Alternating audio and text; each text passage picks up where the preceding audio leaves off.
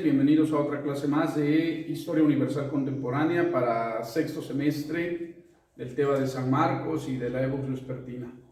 El día de hoy tenemos como tema central de nuestra clase lo que hemos titulado Revolución Rusa, que es un movimiento intelectual, un movimiento militar, un movimiento cívico que se da de 1917 básicamente a 1922, aunque a veces consideramos 1924. Ahorita vamos a ver por qué. Primero, veamos los antecedentes. Rusia es un país enorme, es el país más grande de nuestro planeta, con alrededor de 10. Digo, México está grande, jóvenes, pero México apenas tiene 2 millones de kilómetros cuadrados, casi 2 millones de kilómetros cuadrados, y Rusia tiene 16. Entonces consideren el tamaño, ¿no? Imagínense cuántas veces cabe México allí, 8 veces, ¿no? Para que tomen dimensión del tamañito que tiene Rusia. Entonces, aparte del tamaño de Rusia, hay que considerar lo siguiente. Antes de 1917 y por muchos años, quiero decir muchos siglos antes, Rusia era una monarquía autoritaria, es decir, donde el rey era el que mandaba, dirigida por el zar, que significa César. Lo tomaron un poco de la época de los romanos, en donde el César era el emperador. Entonces, bueno, pues de ahí las costumbres. Cuando se hizo Rusia, César en ruso se dice zar, como también los alemanes que suelen nombrar a sus dirigentes Kaiser, que también significa César. Volvemos a lo mismo, lo tomaron de los romanos. Entonces, Rusia era una monarquía autoritaria dirigida por el zar, que era no solo el líder político, sino que era el líder militar y todavía era el líder religioso. En esta Rusia, la nobleza gozaba de privilegios, mientras que toda la sociedad tenía que pagar impuestos, y la economía y esta sociedad vivían en completa pobreza. Para poner un dato, 95% de la población, es decir, de 100 personas o de 100 jefes de familia, 95 eran campesinos y solo 5 industrializada. Cuando digo industrializada no significa que eran dueños de industrias. Quiero decir que trabajaban probablemente en la industria, es decir, había dueños de las industrias, pero pues también habían obreros, que los obreros no son industriales, pero bueno, trabajan en esta parte de la economía. Otra cosa, un antecedente que movió a la Revolución Rusa es la entrada de Rusia a la Primera Guerra Mundial. Obviamente, miren, si ya estas personas estaban pobres, ahora imagínense ser obligadas a entrar a una guerra que pues para ellos era no solo desconocida, sino arbitraria y por mucho desigual. Es decir, mientras los países industrializados como Alemania, como Francia, como Inglaterra tenían con qué pelear, los rusos en realidad no tenían el suficiente armamento y la suficiente capacidad, tanto tecnológica como industrial, para sentirse respaldados o para afrontar una guerra. Entonces eso generó mucho descontento.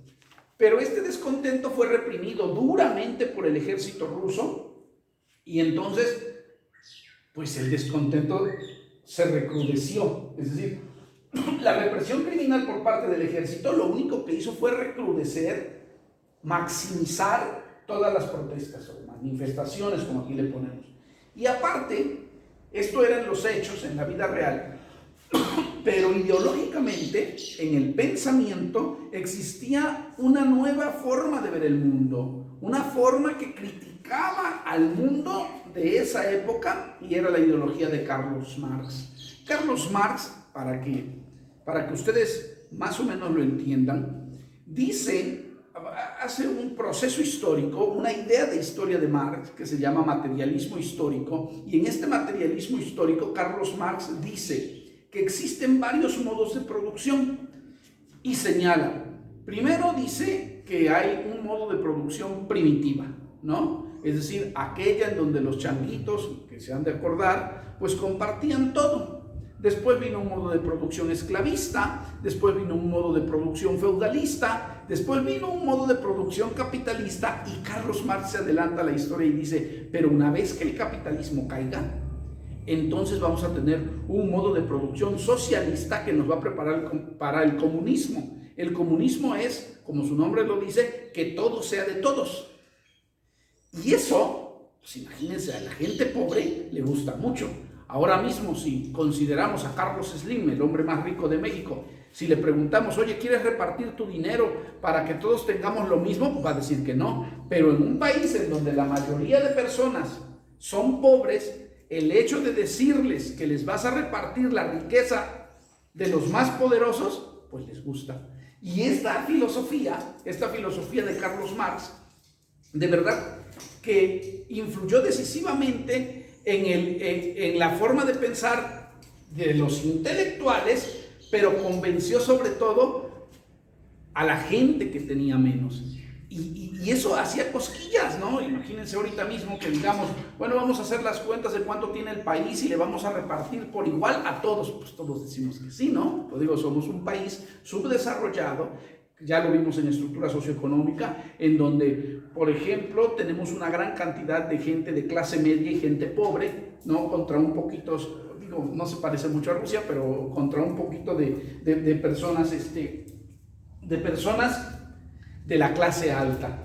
Entonces, esta situación generó que todavía ideológicamente este movimiento se viera respaldado. Así que, con todo esto, pues llegamos a la Revolución Rusa, que está dividida en dos etapas. La primera etapa, de febrero de 1917, es decir, abarca casi todo 1917, se dieron los siguientes hechos. Las huelgas reprimidas, es decir, la gente obrera hacía huelgas y iban los soldados y los reprimían. ¿Dónde podemos ver esto? Hay una película preciosa, solo que es una película muda, se las puedo recomendar, la pueden ver, porque dibuja claramente esta situación. Solo que es una película muda, jóvenes, no vayan a pensar que tiene efectos especiales, pero claramente se va a ver cómo el ejército reprime a la sociedad. La película tiene premios internacionales y ha sido catalogada como una de las mejores películas en todo el mundo, ¿eh? Es decir, en toda la historia del cine ha sido considerada como una de las mejores, y se llama Acorazado Potemkin. Preciosa la película, solo que muda.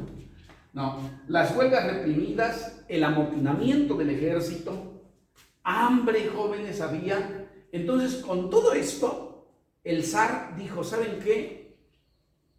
Lo animaron otras personas también. La misma sociedad le hizo ver que ya no estaba de su parte, y entonces el zar aplicó. ¿Qué significa aplicar? Que dejó el trono, es decir, dijo, ya no quiero ser el rey, ya no quiero ser el emperador, ahora pues a ver qué ponen, ¿no? Entonces, tras la abdicación del zar, tras la renuncia del zar, se formó un gobierno provisional y una asamblea constituyente. Asamblea constituyente significa que va a ser la constitución. Cada vez que escuchen asamblea constituyente significa que ella va a ser una constitución. Un grupo de personas fueron nombrados para que ideólogos, ¿no? Obviamente marxistas, fueron concentrados para que armaran una constitución, dirigida por un señor que se llamaba Alexander Kerensky. Como quiera que sea, este Alexander Kerensky no era radical, es decir, era uno de los que agarraban y decían al zar, no, pues aquí te puedes quedar, no va a pasar nada, fíjate que la vamos a llevar tranquila, más o menos para que así lo entiendan. Sin embargo, ya la población, dentro de la población, había grupos radicales. Y esto es lo que a veces nosotros nos suena mucho, porque a veces no nos lo explican de manera tan clara. Esperemos que esta clase les aclare estos nombres. Primero, había los mencheviques, los bolcheviques y los soviets. Dicho de esta manera, ustedes no entienden ni qué es menchevique, ni qué es bolchevique, ni qué son los soviets. Ahora mismo lo vamos a entender. Menchevique son los amigos de Kerensky. opositores moderados, burgueses, aquellos que tienen un empleo, que reciben un salario, que tienen una posición más o menos económica, más o menos de clase media, media alta. Entonces, pues ellos decían, no, pues con calma, nos la vamos a llevar tranquilos, sí va a haber cambios, pero pausados, en un tiempo determinado, no vamos a cambiar las cosas de un día para otro. Pero esos eran los mencheviques, pero había los bolcheviques, y los bolcheviques, esos sí eran radicales, ellos querían un cambio verdadero desde hoy hacia adelante, todo cambiara. ¿Quiénes son? Obviamente los campesinos y los obreros. Y estos campesinos y obreros hicieron agrupaciones en ciudades importantes. Y a esas agrupaciones en ciudades importantes que ya dirigían los bolcheviques se les llamó soviets. Entonces vamos a suponer que en Jico se hace un grupo de personas que ahora organizan cómo va a funcionar el municipio. En Jalapa se hace un grupo de personas que ahora dicen cómo va a funcionar el municipio. En Veracruz, cómo va a funcionar el municipio. Y a esos grupitos se les llama soviets. Esos soviets estaban compuestos por bolcheviques jóvenes. A los mencheviques, pues no los dejaron. ¿No? ¿Por qué? Porque pues eran moderados. Entonces, el gobierno provisional de Alexander Kerensky no pudo con la presión y entonces cae ante los bolcheviques y obviamente ante los soviets, ¿no? Es decir, ante las personas extremistas, a las verdaderas revolucionarias, a las que ya querían un cambio. Y ahí figuran dos personajes bien importantes, Vladimir Ilich Ivanov Lenin y Trotsky, ¿no? Trotsky, un personaje que después vamos a ver, vino a México en la época de Lázaro Cárdenas, y bueno, ya ahorita les cuento todo el show. Entonces, en octubre de 1917, todo esto duró de febrero a octubre, y en octubre de 1917 Lenin y Trotsky toman el poder. En realidad quien lo tomó verdaderamente fue Lenin. Trotsky era como un consejero. Trotsky era una persona cosmopolita, es decir, una persona bañada en un montón de conocimientos de Europa, conocimientos de América, ideólogo, es decir, leía un montón, sabía un montón, pensaba mucho, hacía teorías él, y entonces era como el que le hablaba a la oreja a Lenin, ¿no? Y Lenin era el que ejecutaba. Entonces, Lenin toma el poder e instaura un gobierno socialista que tiene tres principales objetivos. Uno, lo primero que hace este gobierno de Lenin es decir, Rusia se sale de la guerra. Y en 1917 se sale de la guerra y agarra y habla a los alemanes. Y los alemanes dicen, oye, pero te vas a salir de la guerra y ¿qué me vas a dar? No, mira, te doy lo que quieras. Y entonces le dio una parte de Lituania, le dio una parte de Lituania, le dio una parte de Ucrania en un tratado que se llama Brest-Litovsk. Aquí Rusia perdió, pero se olvidó de la guerra. Obviamente, ya vimos en la Primera Guerra Mundial, lo perdió con el tratado de Brest-Litovsk, pero con el tratado de Versalles lo recuperó. Salida de la guerra. Dos, Lenin y Trotsky abolieron completamente la propiedad privada, es decir, las empresas ya no pertenecían, vamos a suponer, Chedraui deja de pertenecer a los Chedraui y ahora es manejado por el gobierno, por los soviets, y la gente va y trabaja, y entonces todo lo que se junta ahí se reparte. El campo ya no pertenece a nadie, y entonces si cosechas 50 toneladas de maíz las repartes entre la gente. ¿Ya me entienden? Y el excedente se puede vender. Y ese se puede vender, genera dinero, y ese dinero llega al gobierno. Y el gobierno hace carreteras, hace escuelas, hace clínicas. Y de principio, así como se los digo, está bonito, está bien, y como que nos anima a ser socialistas. ¿Qué pasa con este socialismo? Que generalmente se vuelve corrupto. Entonces, aunque pueda generar dinero para acá, si yo me lo clavo, entonces al último el rico soy yo. ¿Ya me entienden? Eso es lo que sucedió y por eso no dio resultado esto. Ustedes tienen preguntas acerca de esto, me las pueden hacer. Yo se las contesto por el WhatsApp o en comentarios que me hagan debajo del video. Bueno, ya estamos aquí. Salida de la guerra.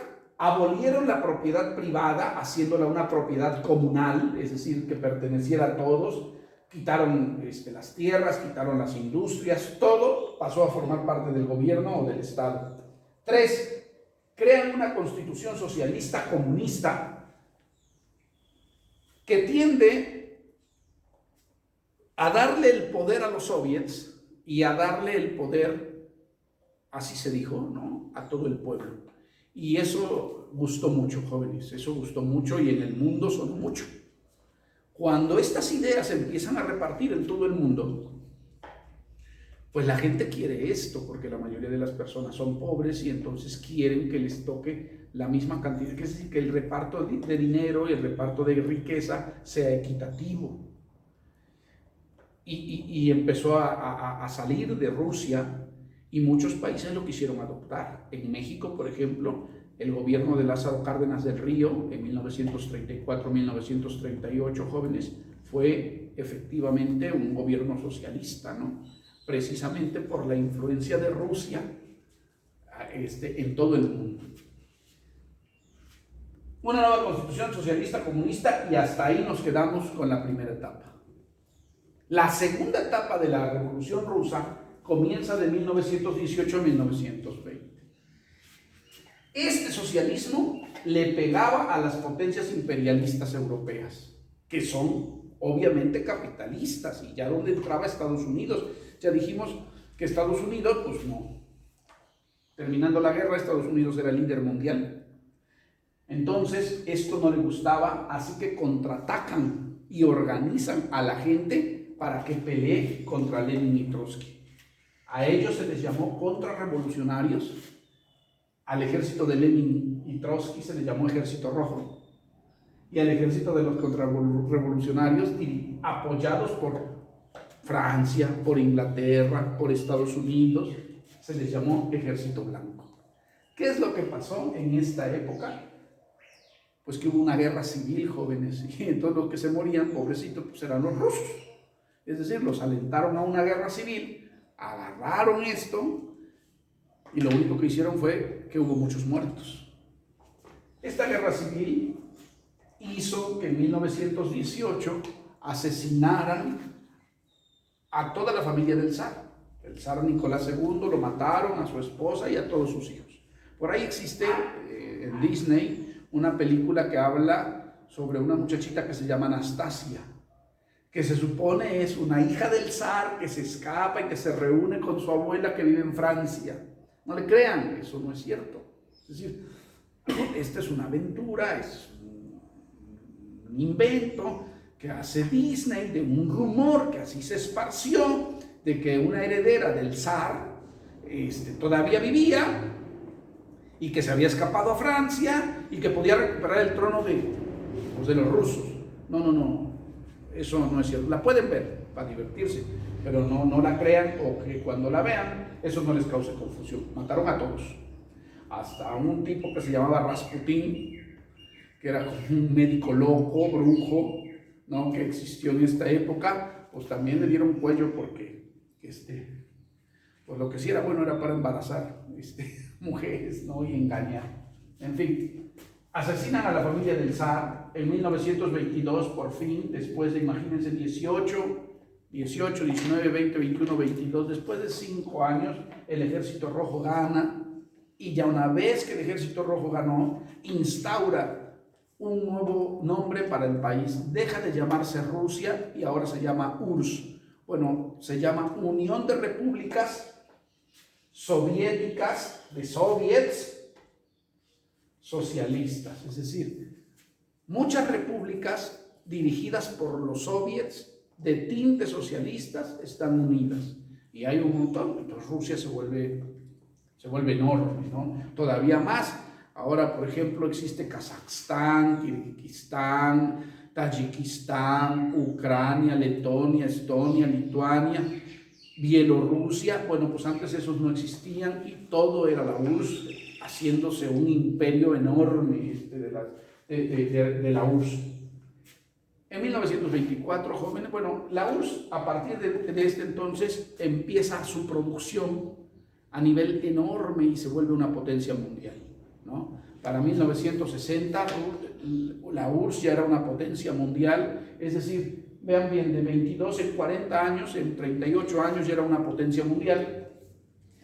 Y los dirigentes, Lenin en este caso, pone las bases para que esto sea posible. De hecho, todavía en Rusia existe la momia de Lenin, ¿no? Está en la Plaza Roja, de Moscú, y bueno, pues ahí la tienen, ¿no?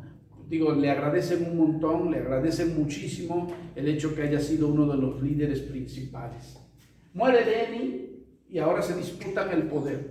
Stalin de un lado y Trotsky del otro. Ya dije que Trotsky es un cosmopolita, es decir, una persona muy capaz, como ustedes dicen, muy coco, ¿no? Muy inteligente. Sin embargo, Stalin es una persona más mano dura, y las relaciones que hizo Stalin hicieron que al final de cuentas él ganara. Trotsky, como no se llevaba con Stalin, lo que tuvo que hacer es huir de la URSS, y entonces quien le dio asilo político fue México, ¿no? México le dio asilo político, él se vino a vivir a la Casa Azul en México con Frida Kahlo y Diego Rivera. Pues yo creo que nomás vino a agarrarse a la Frida Kahlo, jóvenes, porque sí se la